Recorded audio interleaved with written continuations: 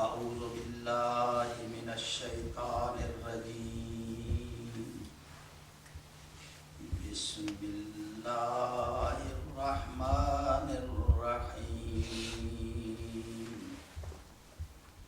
الحمد لله رب العالمين الصلاة والسلام على سيد الأنبياء والمرسلين وآله الطيبين الطاهرين المعصومين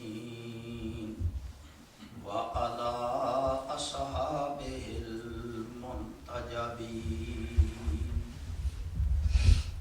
أما بعد فقد قال الله سبحانه وتعالى في كتابه المبين وخطابه المتين وقوله الحق وهو أصدق القائلين.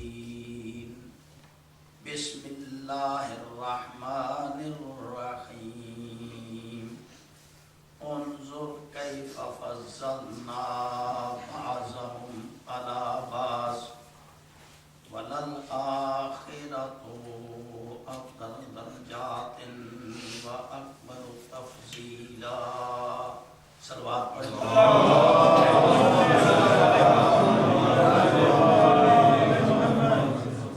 سامعین محترم، طبیعت اور مستند کتاب یہ مناقب امیر المومنین ابن مغازلی کی 1000 سال آج سے پہلے کی لکھی ہوئی کتاب اہل سنت مسلمات میں سے شمار ہوتا ہے. اس کا شیعہ کے ساتھ تعلق نہیں، یہ اہل سنت کی کتاب ہے. یہ منصب امامت شاہ اسماعیل شہید دیوبندی مکتب دیوبند سے ان کا تعلق ہے. شاہ ولی اللہ کے پوتے ہیں. بڑی مشہور کتاب ہے منصب امامت. یہ بھی نام سے ظاہر ہے. یہ نور الابصار یہ ہے الشیخ مومن بن حسن بن مومن شبلنجی رحمت اللہ علیہ. یہ بھی اہل سنت کے نامے ہوئے، محدث بھی سمجھیں اور بزرگ بھی سمجھیں، عالم بھی سمجھیں. یہ ان کی کتاب بڑی مشہور علامہ شبلنجی کی نور الابصار. تو یہ کتابیں میں نے آپ کے سامنے دی. یہ کتاب امام حسن علیہ السلام اور خلافت راشدہ، یہ مفتی غلام رسول صاحب کی لکھی ہوئی ہے. لندن میں موجود ہیں مفتی غلام رسول، ہین حیات ہیں، اللہ ان کی حیاتی اور دراز کرے. کافی کتابیں لکھ چکے ہیں اور یہ ایک کتاب ان کی حسب اور نسب پر، سادات کی عظمت پر 6 جلدوں میں کتاب لکھی ہے. انہوں نے حسب اور نسب سادات کی عظمت بیان کی ہے 6 جلدوں پر. اس کے بعد انہوں نے پھر کتاب لکھی امام علی زین العابدین علیہ السلام پر. اس کے بعد کتاب لکھی انہوں نے امام محمد باقر علیہ السلام پر. اس کے بعد انہوں نے کتاب لکھی امام جعفر صادق علیہ السلام پر. اس کے بعد انہوں نے کتاب لکھی ہے امام حسن علیہ السلام پر. اس کے بعد لکھی ہے کتاب امام حسین علیہ السلام پر. تو یہ اہل سنت کے اس وقت پیشوا عالم دین موجود ہیں لندن میں. والتھم سٹوک کے اندر ملاقات آپ کر سکتے ہیں. ابھی میرے سامنے ان بزرگوں نے جس کتاب کا نام لیا تھا، یہ امام حاکم کی مستدرک کی 3ری جلد ہے. امام حاکم کی مستدرک علی الصحیحین، یہ 3 جلدوں کی کتاب ہے. 3ری جلد 4 جلدوں کی، یہ 3ری جلد میرے ہاتھ میں آج کی میرے موضوع سے متعلق.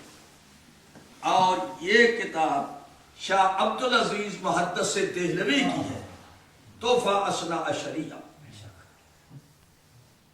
تو کوئی کتاب اس میں شیعہ مکتب فکر سے تعلق رکھنے والی نہیں ہے، لیکن ان کتابوں کو میں سینے سے لگا کے رکھتا ہوں. ایک نہیں، اس کے بعد اگر آپ آئیں تو میری لائبریری دیکھ لیں. اہل سنت کی مسلمات تقریباً 66 مکمل شرح کے ساتھ میرے پاس موجود ہے، میرے مطالعے میں ہے.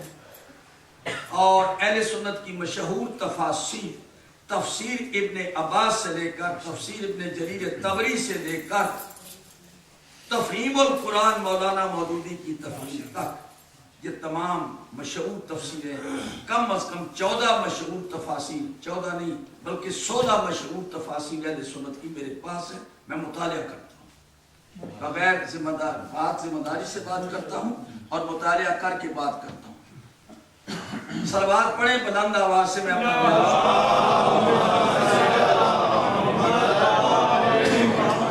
ایک کتاب جس کا تعارف نہیں کرایا، یہ علامہ طاہر القادری صاحب کی کتاب ہے، مشہور نام ہے السیف الجلی علی منکر ولایت علی. جو غدیر کا واقعہ اشارتاً مولانا صاحب نے بیان کیا، اس کی انہوں نے 51 احادیث دی ہیں مسلمات اہل سنت سے. ایک شیعہ کتاب کا حوالہ نہیں اس میں. 51 احادیث اور ایک حدیث کئی کتابوں پر یعنی حوالوں کے ساتھ لکھی ہے. نیچے یہ حوالے دیے ہیں، اوپر حدیث کا متن ہے اردو ترجمے کے ساتھ.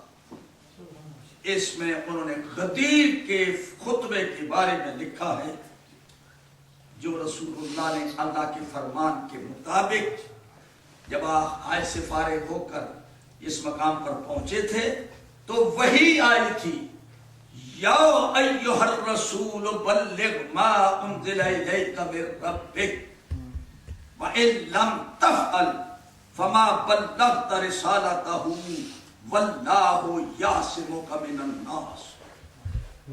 میرے محترم سامعین، حج سے فارغ ہو کے اب یہ 18 ذی الحجہ کا واقعہ ہے. رسول اکرم کا وصال ہوا عام مشہور اہل سنت کی روایت کے مطابق 12 ربیع الاول کو، لیکن اہل بیت کی روایات کے مطابق 28 صفر. توجہ ہے آپ کی؟ جمہور اہل سنت کی روایت ہے 12 ربیع الاول، اور آل محمد کی اہل بیت کی روایت یہ ہے کہ 28 صفر.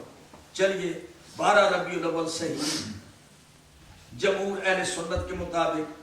تو اب کتنے مہینے رسول اللہ زندہ رہے؟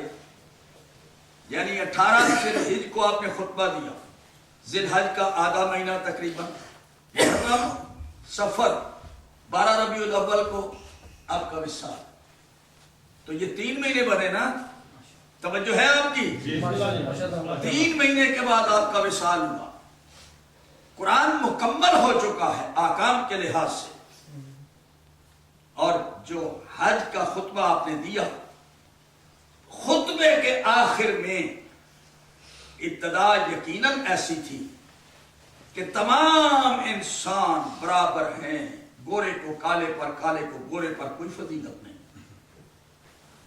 عربی کو اجمی پر، اجمی کو عربی پر کوئی فضیلت نہیں ہے. فضیلت اگر ہے تو تقوی کی بنیاد پر. انما اکرمکم، تمہارے نزدیک یعنی اللہ کے نزدیک، عند اللہ، اللہ کے نزدیک مکرم وہ ہے جو تم میں متقی ہے، پرہیزگار ہے. خطبہ کوئی 2.5 گھنٹے یا 3 گھنٹے